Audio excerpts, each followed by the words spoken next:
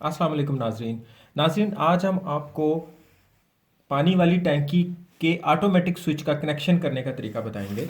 तो मैं फ़िलहाल आपको ये पेपर पे डायग्राम इसका बताता हूँ। ये आपका पानी वाली मोटर है। ये आपका स्विच आ रहा है जो आप इसको दो तारें दे रहे हैं, एक न्यूट्रल एक फेज़। तो ये आपका डोंकी पंप ऑन हो जाता है। लेकिन आपकी टैंकी पे जब आप ऑटोमेटिक स्विच लगाते हैं, ये ऑटोमेटिक स्विच आपने इसके दो कनेक्शन कैसे देने हैं वो अभी मैं आपको इस पे भी बताता हूँ, वायर्स के साथ भी बताता हूँ।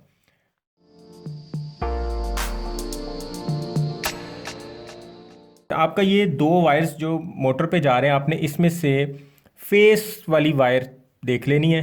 आपने इसमें टेस्टर से चेक कर लेना है कि फेज़ वाली वायर कौन सी है। जिस पे आपका टेस्टर ग्लो करता है वो आपकी फेज़ वाली वायर होगी। उसको आपने यहाँ से किसी भी जगह से जो आपकी टैंकी के नियरेस्ट वायर हो, तो आपने वहाँ से उसको कट कर लेना है। ये आपकी वायर यहाँ से कट हो गई। अब ये आपकी वायर के दो पीस बन गए। ये आपका सर्किट यहाँ से ब्रेक हो गया। अब आपने ये दो वायर्स को टैंकी के स्विच पे ले जाना है। एक यहाँ पे लगा देनी है,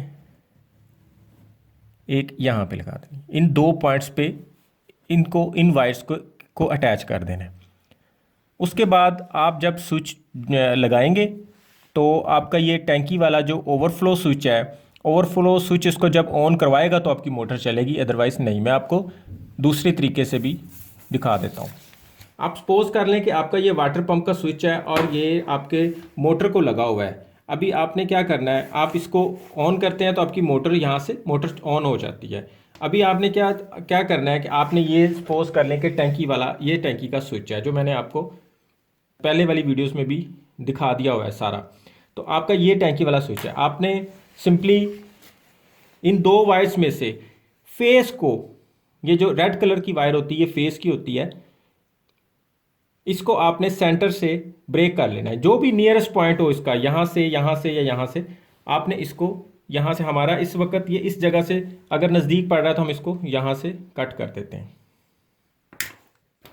उसके बाद हम इसको और इसको, इस यहाँ से इस वायर को और इस वायर को टैंकी के स्विच के पास जोड़ डाल के, या जो भी जिस तरह आपको बेहतर लगे, इसको टैंकी के स्विच पे ले जाना है और इन दोनों को यहाँ पे लगा देना है।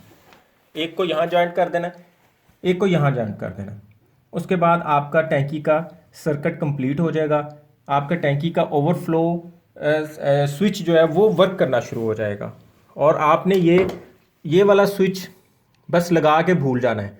उसके बाद आपका पानी ओवरफ्लो भी नहीं होगा और कभी ख़त्म भी नहीं होगा। ख़त्म होने से पहले ऑन हो जाया करेगी मोटर और ओवरफ्लो होने से पहले बंद हो जाया करेगी।